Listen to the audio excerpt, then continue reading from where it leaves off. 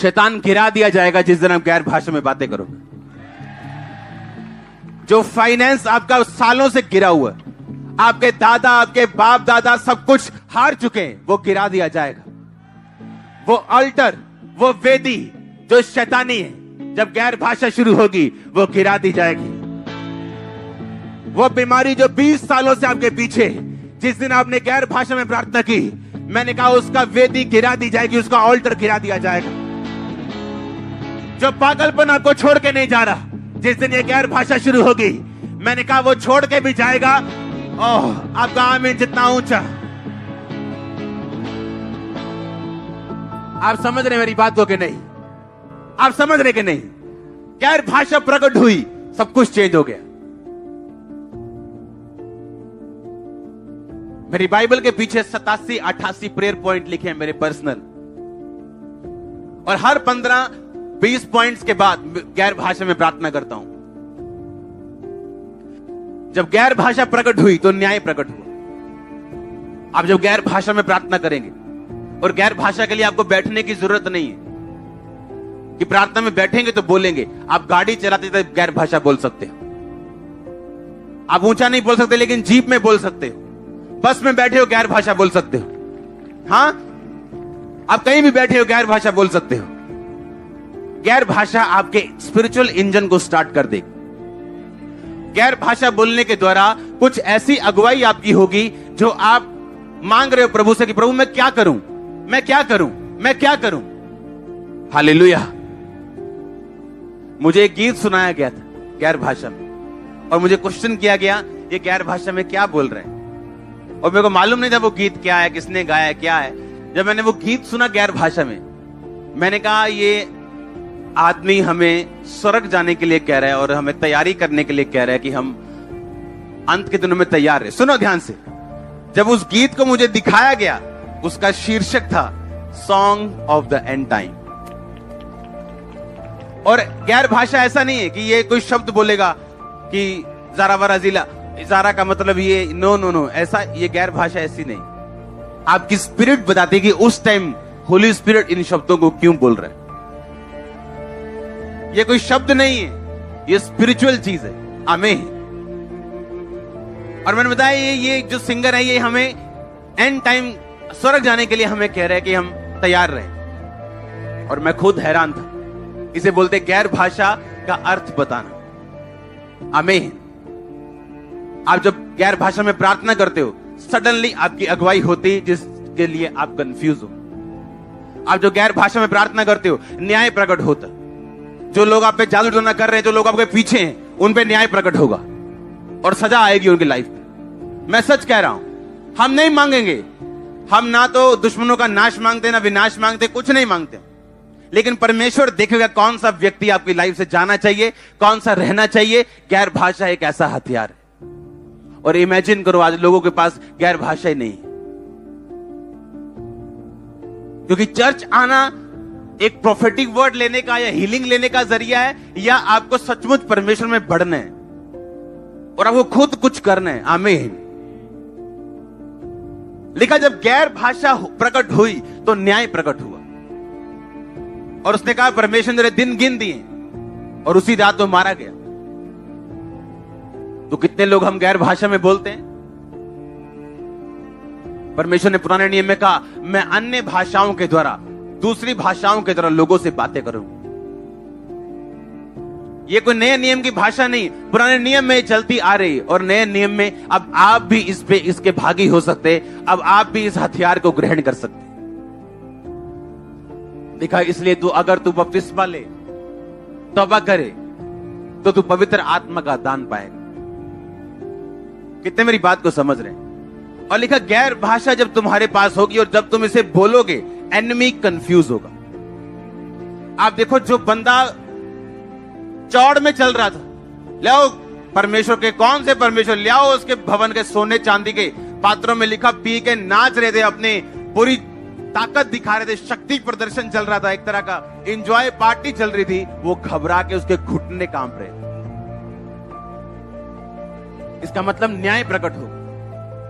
इसका मतलब आपका एनिमी शैतान, उसके एजेंट्स, उनके कैंप में उनके घरों में, उनके जीवनों में कंफ्यूजन पैदा होगी जिस दिन आप गैर भाषा बोले। लोग कंफ्यूज होंगे आपके विषय में, कंफ्यूज हो जाएंगे वो कि आपका क्या करें। सोचो अगर गैर भाषा ना बोली जाए तो कितना बड़ा नुकसान। आप टंग्स में बातें करते, गैर भाषा में बातें करते, आपका स्पिरिचुअल इंजन प्रोड्यूस करना शुरू करते, परमेश्वर बात करना शुरू करते। किसी चीज पे आपको एकदम से रोशनी उस चीज पे गिरती, आपको मालूम होता अब आपने क्या करना है। आपकी अगुवाई होती गैर भाषा के द्वारा, एनिमी के कैंप में कंफ्यूजन होती गैर भाषा के द्वारा। और जो भाषा आपकी शैतान समझता है, गैर भाषा में की गई प्रार्थना को शैतान कभी नहीं समझता। जिन विषयों को आप जानते हो कि आपने ये विषय में प्रार्थना करनी है, मैंने चंगाई के लिए करनी है, मैंने बरकत के लिए करनी है, लेकिन ऐसे विषय आपकी लाइफ के लिए हैं जो उन कहीं इंपॉर्टेंट विषयों से भी अधिक इंपॉर्टेंट है, लेकिन आपको मालूम ही नहीं। उन बिना मालूम विषयों पर प्रार्थना करने के लिए आपको गैर भाषा की जरूरत है। मतलब पवित्र आत्मा आपके अंदर से प्रार्थना करता है, उसको मालूम है इसको ये चीज की जरूरत है, लेकिन इसको अवेयर ही नहीं है, ये इसको मालूम ही नहीं है इसे ये चाहिए। जो आपको मालूम है आप वो प्रार्थना करोगे, वो मिलेगा परमेश्वर से, लेकिन जिसका बारे में पता ही नहीं, तो परमेश्वर कहता वो पवित्र आत्मा तुम्हारे बीच से आहें भरेगा और अपने शब्दों में भी और गैर भाषा में भी वो प्रार्थना करवाएगा। आप समझ रहे हैं? इस स्टोरी में आपको बता चुका हूं, एक भाई रात को बेचैन होके उठा, बेचैन था वो, उसे समझ नहीं आई मैं इतना बेचैन क्यों, ना मेरे को प्रॉब्लम है, ना कोई मैंने रात को मैंने कुछ हॉरर पिक्चर देखी है, इतना बेचैन क्यों उठाऊं, बेचैन, पूरा बेचैन उठ गया एकदम से। होली स्पिरिट ने कहा प्रार्थना कर, गैर भाषा में प्रार्थना कर रहा है। आधे घंटे बाद पवित्र आत्मा ने कहा अब तू सो जा। बेचैनी खत्म हो चुकी थी, शांति आ चुकी थी, उसे मालूम नहीं था क्यों उठा, क्यों खुदा ने बेचैन किया, उसके साथ ऐसा क्यों हुआ। अब वो सो गया। थोड़े दिन बाद अपने घर गया, भाई से मिला, उसके भाई ने बताया था फोन्स नहीं होते थे, अगर होते थे तो किसी के पास होता होगा, इंटरनेट वगैरह कुछ नहीं था। उसके भाई ने बताया फलानी तारीख को रात को मुझे हार्ट अटैक आ गया था और मैं मर गया था, और मैं जब हॉस्पिटल में लेके गया डॉक्टर ने बोला ये मर चुका। और सडनली एकदम से मेरी बॉडी को प्रभु ने छुआ, किसी ने छुआ और मैं उठ के बैठ गया और सब हैरान थे क्यों। उसने बताया, सुनो, उसने बताया कि सेम डे जिस रात तेरे को ऐसा हुआ, उस रात खुदा ने मुझको उठाया था और मैंने गैर भाषा में प्रार्थना की। कितने समझ रहे हैं? अब उसको ये तो मालूम नहीं था कि अपनी भाषा में क्या बोलूं, पर आप गैर भाषा में प्रार्थना कर सकते हैं। और होली स्पिरिट आपको आपके पास्टर के लिए, आपके घर के लिए, आपके मोहल्ले, आपके नगर के लिए, जिन विषयों को आप नहीं जानते, होली स्पिरिट उन शब्दों को लेके वो प्रार्थना करता है जो आप नहीं समझ सकते। और इसीलिए जो गैर भाषा बोलने वाले विश्वासी हैं, वो दूसरे विश्वासियों ज्यादा रिजल्ट लेके आते हैं, क्योंकि उनके पास एक हथियार एक्स्ट्रा है जिसको वो यूज करते हैं। हालेलुया। लिखा जो गैर भाषा में प्रार्थना करता है वो अपनी ही, अगर इसको एम्प्लीफाइड वर्जन बाइबल में पढ़े तो लिखा जो गैर भाषा में प्रार्थना करता है वो अपने शरीर, अपने प्राण और अपनी आत्मा की उन्नति करता है।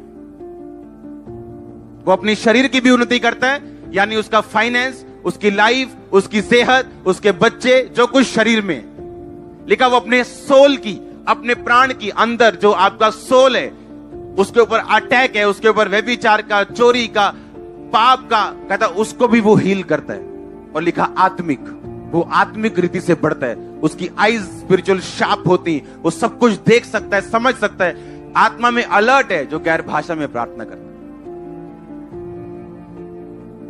हालेलुया। इमेजिन करो आप एक पॉलिटिशियन, आपके कैरियर में रुकावटें आ रही, आप अपने पार्टी के प्रधान से मिलने जा रहे हो, तो आप गैर भाषा में बोल के जा रहे हो। आधा घंटे के बाद अगर उसने कुछ गलत भी सोचा हुआ, आपकी शक्ल देख के मुकर जाएगा वो। मैं सच कह रहा हूं। आप सोचो आप कॉन्ट्रैक्ट लेने जा रहे हो, लिया यार मुंह तो ये फटाफट चलिए, लिया नाश्ता ले, आपको पड़िए, रोटियां चल रही हैं, फटाफट तेल पोया, भजे उधर नु, पर गैर भाषा नहीं बोली, प्रेयर नहीं की, तो हमें बार बार निराशाएं हाथ लग रही, क्योंकि जो काम आगे होना चाहिए वो पीछे। और वही अगर गैर भाषा बोल के जाएंगे तो आप समझ सकते हो क्या होने वाला। आप बिजी होंगे, बहुत बिजी। मैंने कहा बहुत ज्यादा बिजी होंगे, बहुत फ्यूचर में बहुत बिजी। आमीन। गैर भाषा उन रास्तों को खोलती।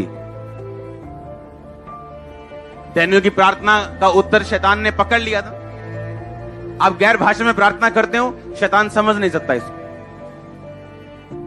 अगर वो समझ नहीं सकता, वो कंफ्यूज रहेगा हमेशा। और एनिमी का कंफ्यूज रहना आपके लिए जरूरी है, हां या ना? उसकी चालों का खत्म होना। अब आप किसी व्यक्ति के लिए प्रार्थना कर सकते हो जो आपको डाउन करने की कोशिश करता है, पर उन लोगों का क्या जिनके बारे में आपको भी मालूम नहीं और आपके ग्रुप में बैठे हो, क्या करोगे? गैर भाषा। गैर भाषा वहां लगती है जहां आप नहीं जा सकते। ये उन पाइपों से चली जाती है जिनके बारे में आपको मालूम नहीं। इसलिए तो परमेश्वर ने कहा मैं तुम्हें हथियार दूंगा। हां, बड़ी सी बंदूक देखते ना तो दिल से वाह क्या बंदूक है, ये स्पिरिचुअल शानदार बंदूक है आपकी।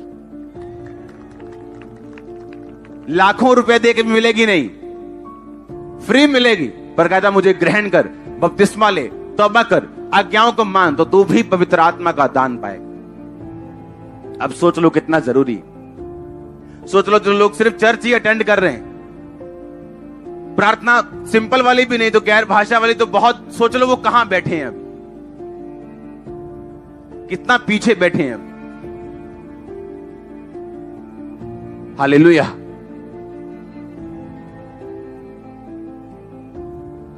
अब आप महत्व समझेंगे गैर भाषा का, और ये लगातार मैं इसको बताऊंगा गैर भाषा, ताकि आपको समझ आ सके कंटिन्यू कि मुझे क्यों बोलनी है। और गैर भाषा जब बोली जाती है, जब आपकी लाइफ पे उतरती है और ये बढ़ती है और बढ़ के अगले लेवल पे जाती है और अगले लेवल पे जाती है, कैसे आप गैर भाषा से अपनी लाइफ को चेंज कर सकते हो, मसे में बढ़ सकते हो, अपने दानों वरदानों को उज्जवल कर सकते हो, परमेश्वर से गाइडेंस ले सकते हो, उसकी अगुवाई ले सकते हो, कंफ्यूजन से बाहर आ सकते हो, बीमारी से बाहर आ सकते हो, अपने घर में साल्वेशन लेके आ सकते हो गैर भाषा बोलने के द्वारा।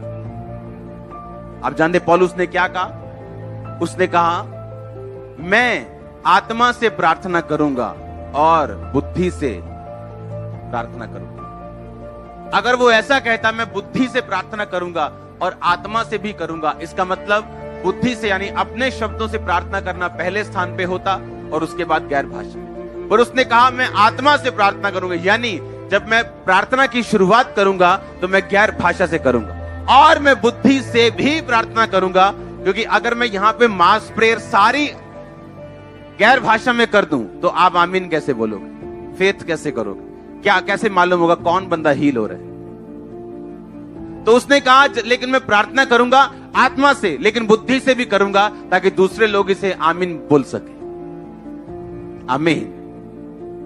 इसका मतलब आत्मा में प्रार्थना करने का महत्व जो पौलुस ने कहा वो पहले नंबर पे था। हम पढ़ेंगे बाइबल के इस वचन को ताकि आपको ये समझ आए कि मुझे आज गैर भाषा मांगनी और तब तक मांगनी है, हर रोज मांगनी जब तक मुझे मिल ना जाए।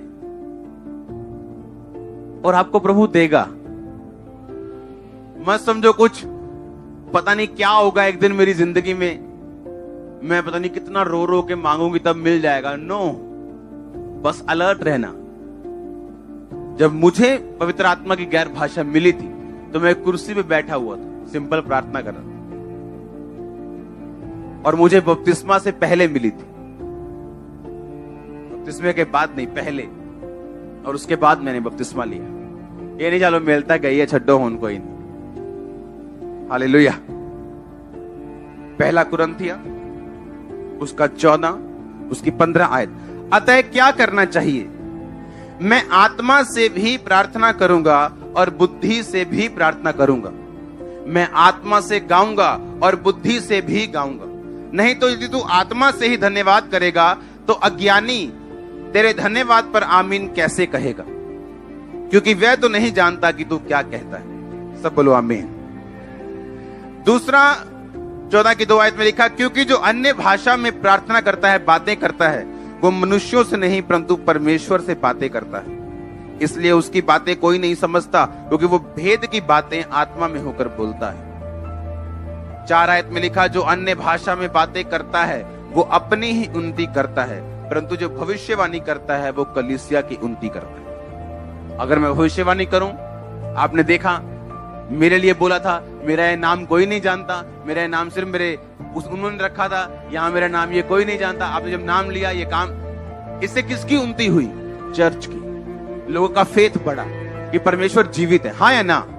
लेकिन जब तुम गैर भाषा में बातें करते हो तो किसी की उन्नति नहीं होती, तुम्हारी उन्नति होती, तुम्हारी आत्मा की, शरीर की, प्राण की। जब तुम गैर भाषा में बातें करोगे तो तुम्हारी उन्नति होगी। इसका मतलब मैं जी प्रभु च ग्रो करना चाहना जी, गैर भाषा में बातें करो। मैं प्रभु च बदना चाहना जी, गैर भाषा में बातें करो।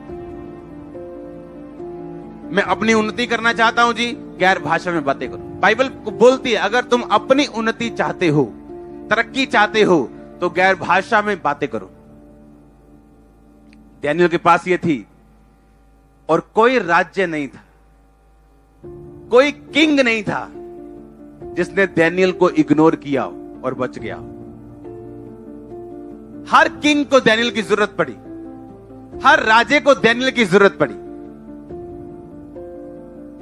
कितने समझ रहे हैं मेरी बात को? लोगों ने लाख उसके खिलाफ कोशिशें की, और उसका नंबर हमेशा हाई रहता था। आप समझ रहे हैं? गैर भाषा। प्रभु आने वाले विजन आपको दे सकता है, क्या होने वाला है दुनिया में अगर आप गैर भाषा में बातें करें। अपने हाथों को उठाओ, थैंक यू जीसस। हिलाओ अपने हाथों को। मुझे अब ऐसा लगता है कि मुझे आपको इस बेदारी में अब शामिल करना है। लिखा, मैं आत्मा से प्रार्थना करूंगा और बुद्धि से भी। इसका मतलब बुद्धि से प्रार्थना करना दूसरा नंबर है। पहला नंबर कौन सा है? आपको फेवर नहीं मिल रहा, आप जब गैर भाषा में बोलेंगे फेवर आपको मिलेगा। कुछ लोग हेट्रेड की आत्मा के नीचे होते हैं, जहां जाए लोग उनसे नफरत करने लगते हैं बिना किसी कारण के। गैर भाषा आपका इलाज है, गैर भाषा आपका इलाज है।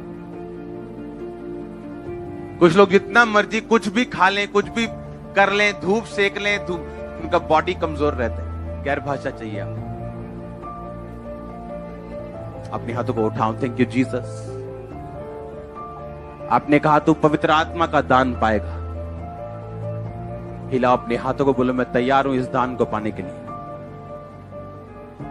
मैं तैयार हूं इस वरदान को पाने के लिए।